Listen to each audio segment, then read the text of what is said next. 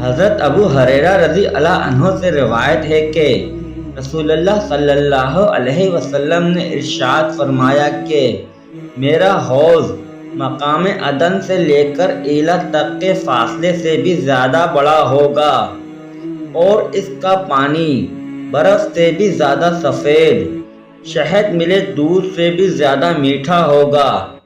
اس کے برتنوں کی تعداد ستاروں سے زیادہ ہوگی، اور میں اس حوض سے دوسری امت کے لوگوں کو اس طرح روکوں گا جس طرح کوئی آدمی اپنے حوض سے دوسرے کے اونٹوں کو پانی پینے سے روکتا ہے۔